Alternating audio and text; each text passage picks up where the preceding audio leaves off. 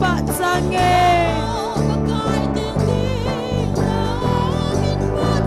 nam tin na sim sa de zo sin zo pakai ba choi na la chu sau hen lei sit hi ki pa nan lo so hen Emmanuel leile van tha sim chu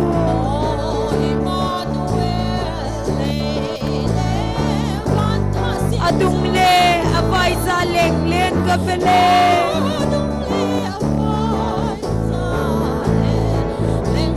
gen theya ki hen pisa gol dei de chu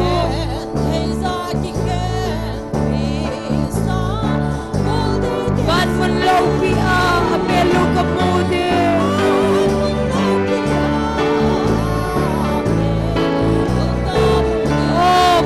Ting ting na min pa sange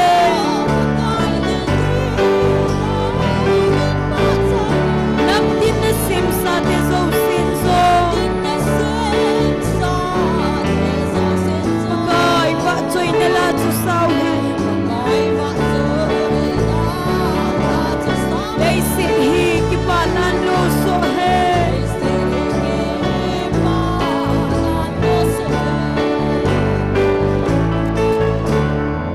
Hallelujah kahin zone salem kho chu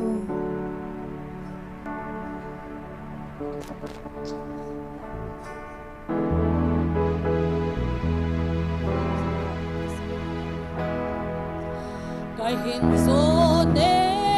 salem kho lungdon umlo na kam nom chu lungdon umlo na kam nom kinemin kahin zone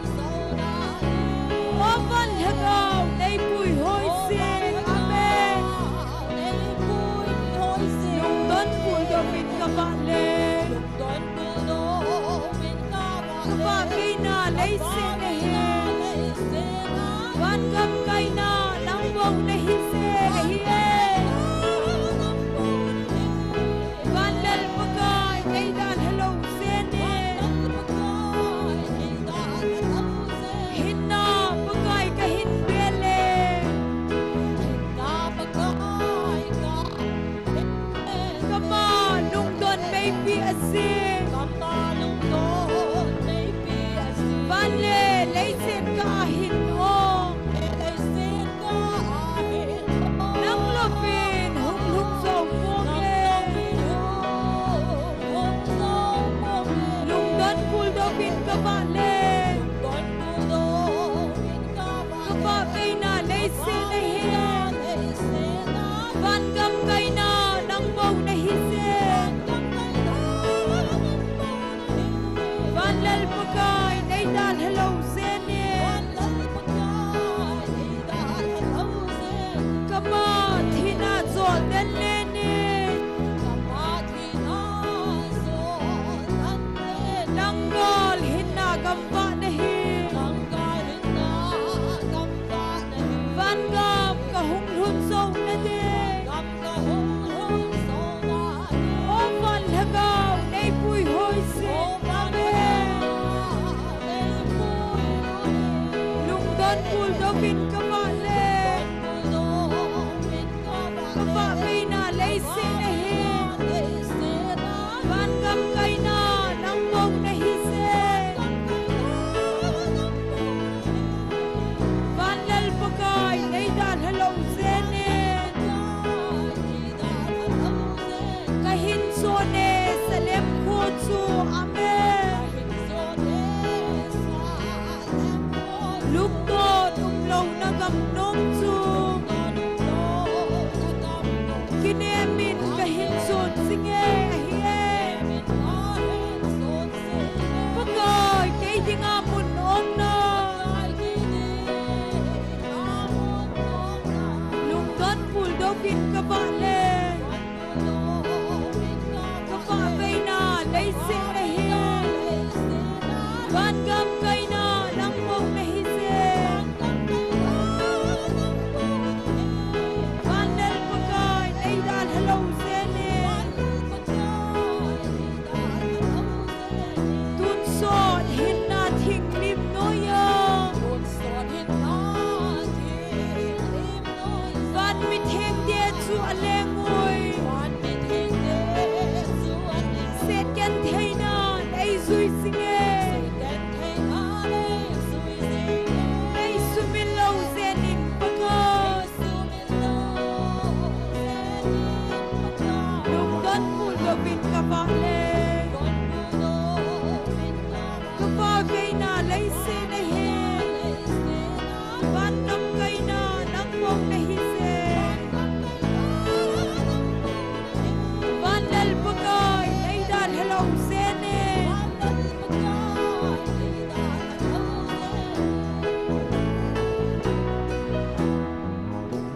Hallelujah mi piho ding khom tau te hichileya kalen lai hin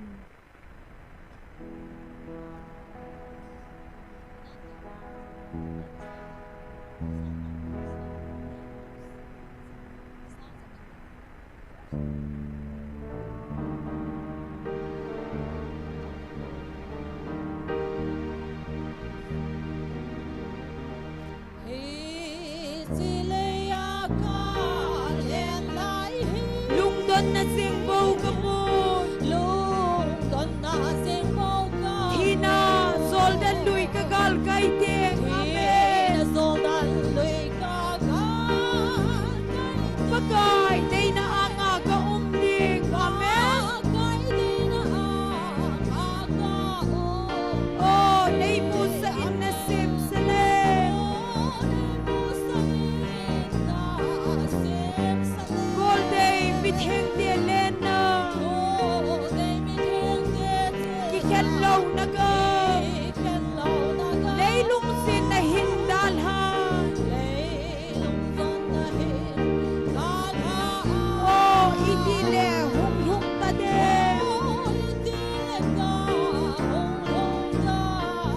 Legen thei na umte ho so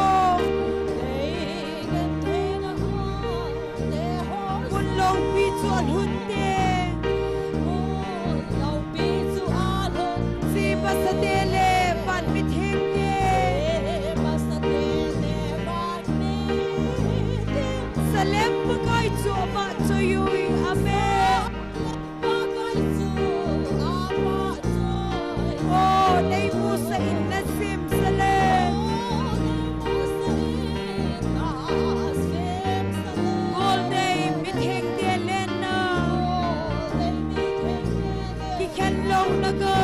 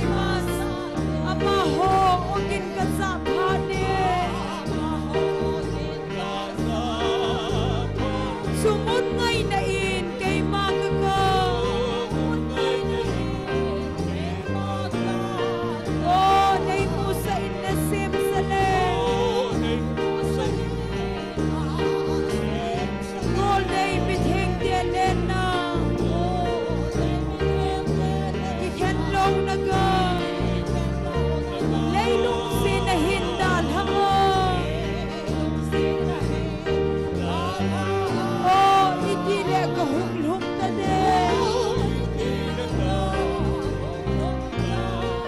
ka ngai se nang Emmanuel ka sem salem tha hoi chu get thei muna cheng ka hi ka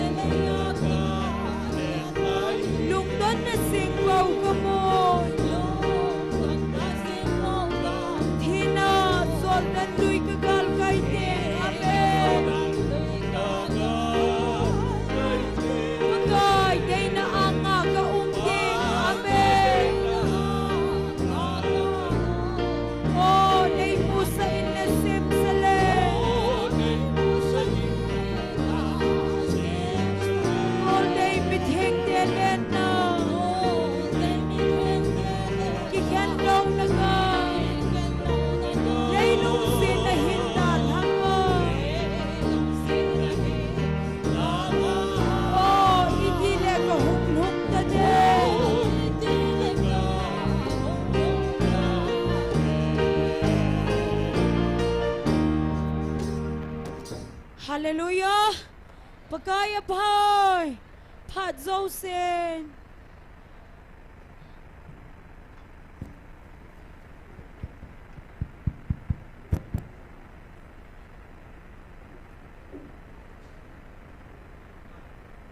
Pathian Kancang date 31/7/2025 Bikwa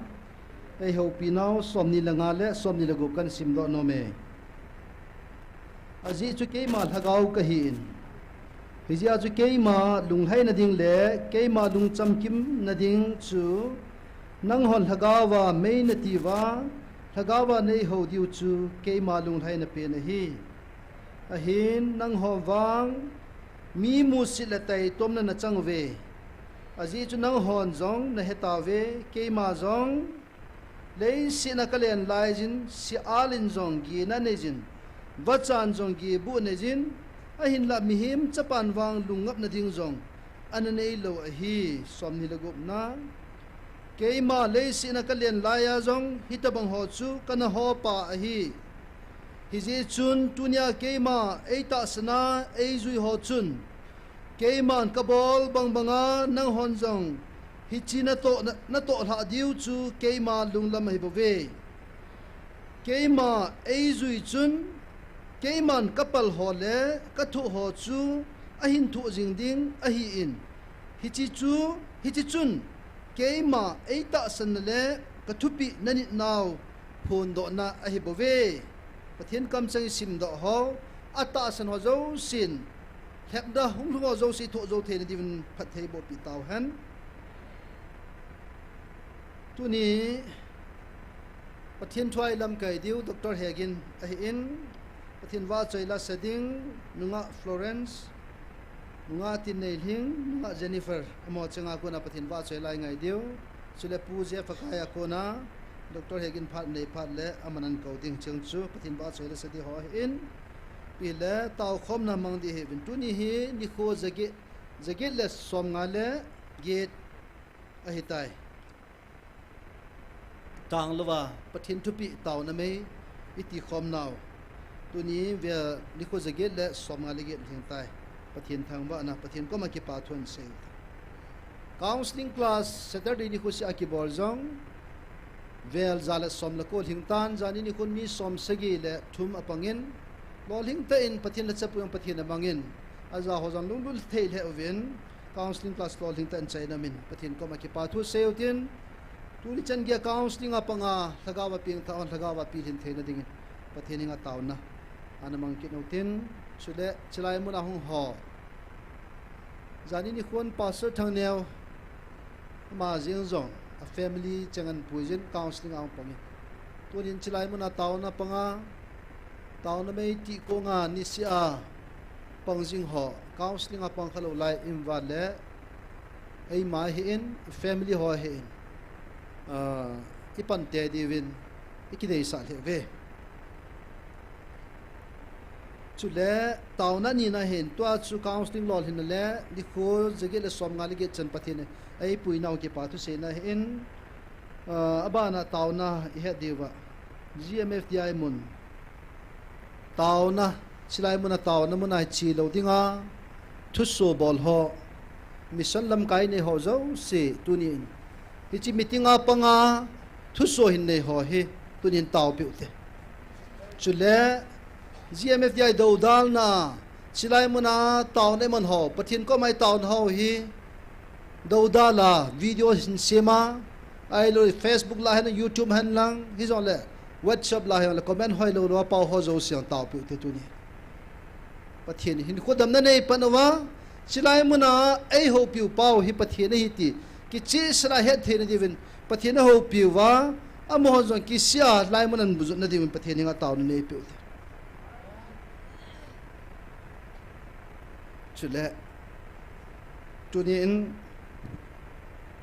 hobung tam ta husung tam ta in gi na le kham na hina sata nei tan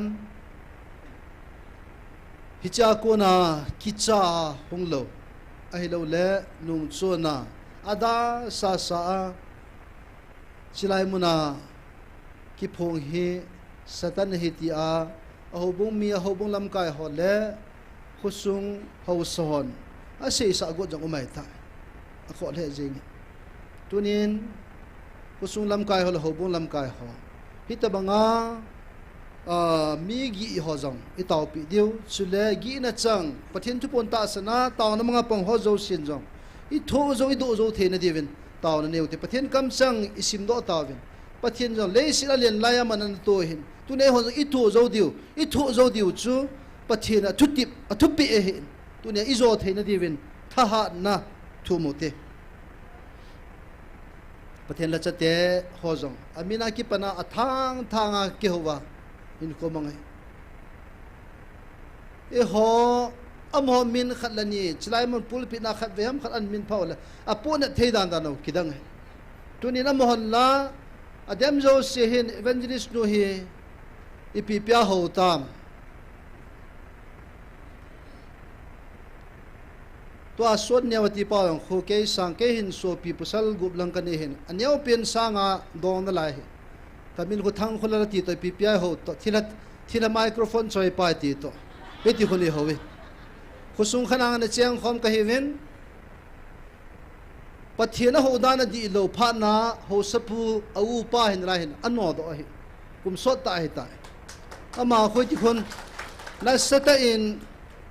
isilai muna pathian e ho pi naw hi thila he ti in video siam jing na pang jing in amang kho ha taw taw pi de hi pathian chlai mun an thu the na dinga taw pi de tunin evangelist nu pathian la chan nu chule evangelist pu am ho min ki pha a adan lo noi si ta ki ho na ho hi chi ho jong hi taw pi tin evangelist ni a thu zo the na din pathian hinga thum pi tin tunya phat mani doctor hegin him pathian ba chaila sadi ho zo sin bon chan taw tin upama ni ben taw chai nen nen ti I the dan chen pathian hinga taw nan mang taw ti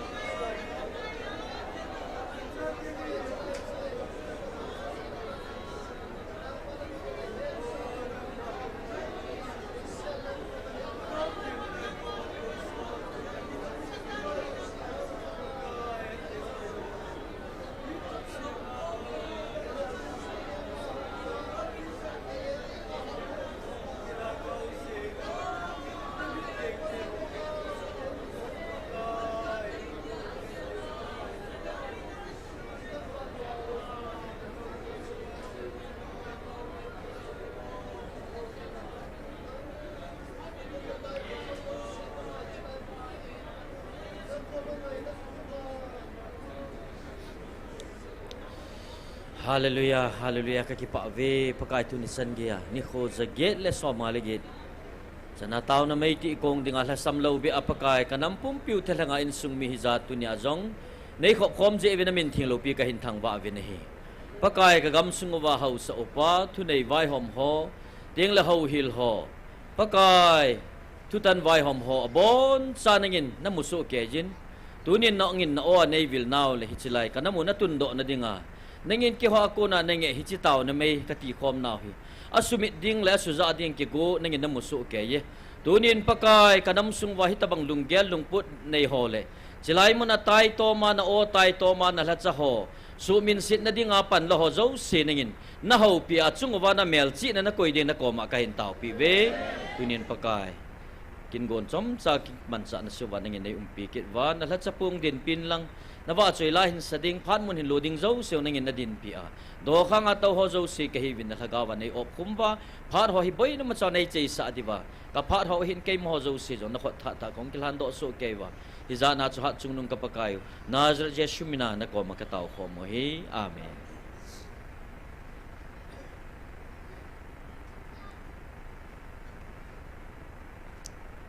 Pathin ba choy la sadingin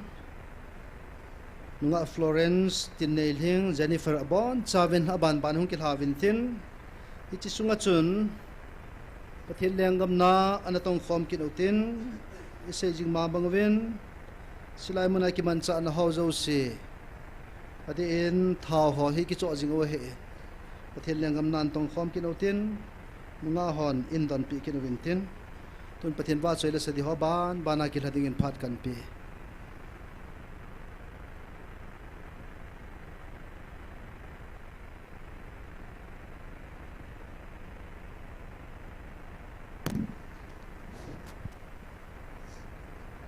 Pathin vachar na dingin pa banga pa tila kan sa ding.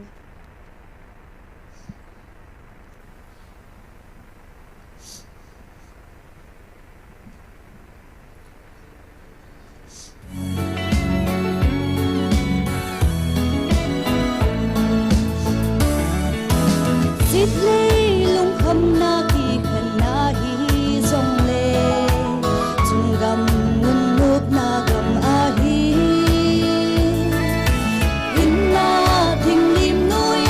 chol ta di chol dam min chua ilen di chungwan mun nu ma si su pa bang ma pa chu a lung kim ki pa din di lung kham da na lung le lung lo ding mun nu in lun hi hu ta di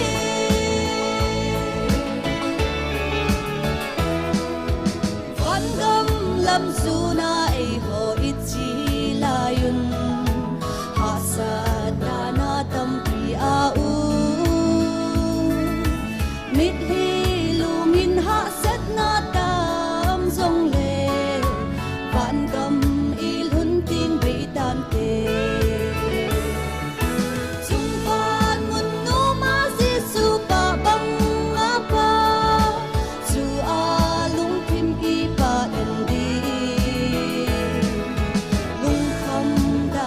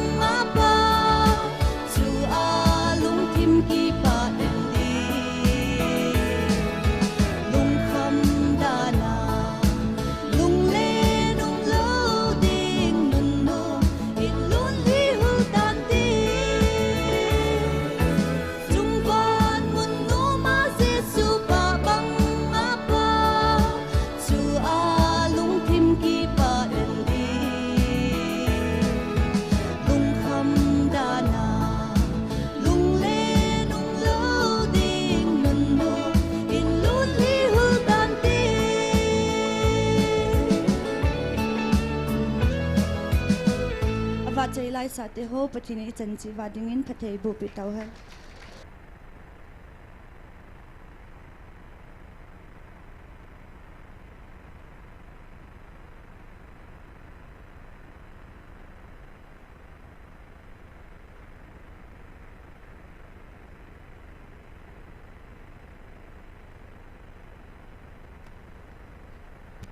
Pathin vợ chơi na dingin hlau la te lang sa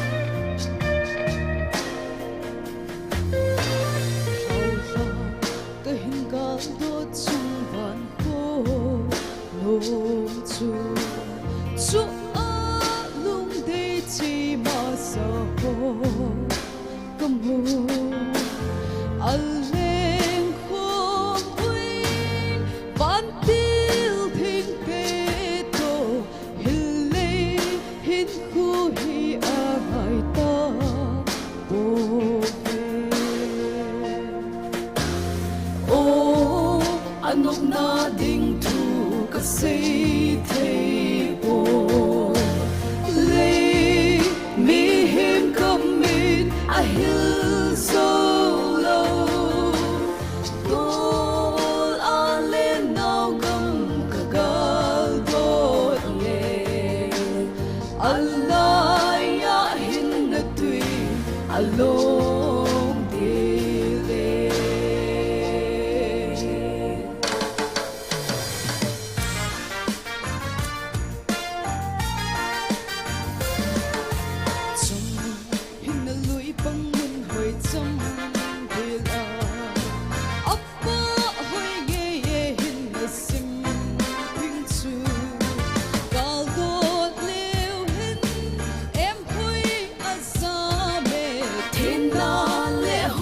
so si a kim me oh anok na ding du ka sei thei po le mi him come in a hill so low dol ale now gam ka dal dol le allah ya hin na tui along dile gipa na mel alang me ang mel ufa ngay lut kip follow ping a le gui van hi thing ding kip pa le sa chu van ko a tho nge ba chui o gin chu o anok na ding du ka sei thei po le gal dot le allah ya hin na tui along dile